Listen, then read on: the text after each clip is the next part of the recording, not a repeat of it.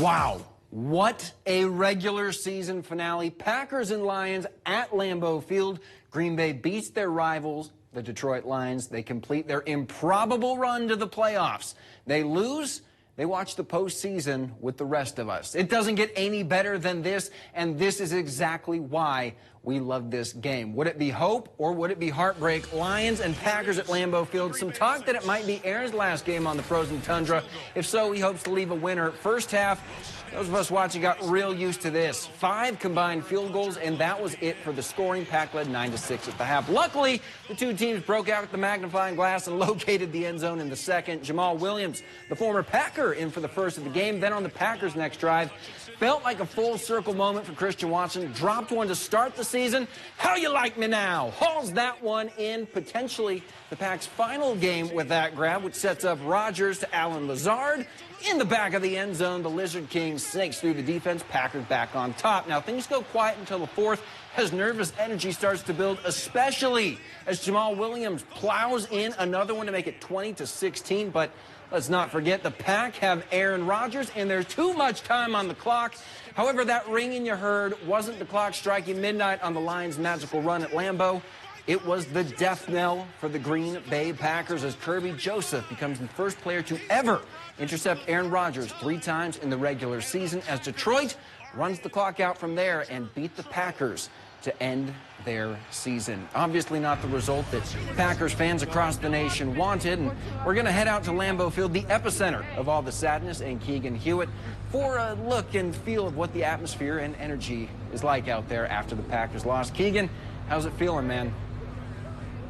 Yeah, Alex, it's definitely not what a lot of these Packers fans expected on a Sunday night primetime matchup, as the Lions did seem to edge them.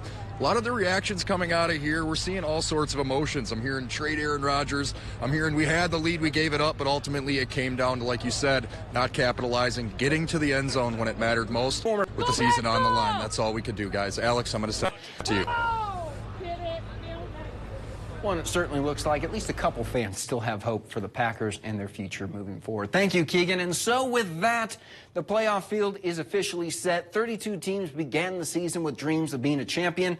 The hopes of just 14 remain. So now that the playoff pictures are fully developed, let's take a look. With that win, the Seattle Seahawks will snake into the playoffs with Detroit beating the Packers. They'll face the 2-seed San Francisco in the 6-3 game. We get the sequel to that crazy Christmas Eve game between the New York Giants and Minnesota Vikings that ended with a Vikings 61-yard walk-off field goal. And finally, the Cowboys head to Tampa Bay to face the GOAT and the Buccaneers in a rematch from Week 1, a game that the Buccaneers won 19-3. As for the AFC side of things, Miami will face Buffalo for the 3rd time this season. The two split that series. The Ravens and Bengals will also get a trilogy. Bengals 2-0 against the Birds, including a win today. And finally, how about the 4-seed Jaguars hosting a playoff game against the 5-seed Chargers to round out a wild card weekend?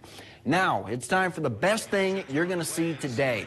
Everyone across the sports world has rallied around Damar Hamlin and the Buffalo Bills this week after Hamlin suffered that terrifying, life-threatening injury Monday night. Well, the Bills' first play back on the field, a 96-yard kickoff return by Nyheim Hines. And call this what you will, be it fate or coincidence, but Hamlin's number is 3. It had been 3 years and 3 months since the Bills' last kickoff return for a touchdown. I'm not crying. You're crying. We'll be back after this.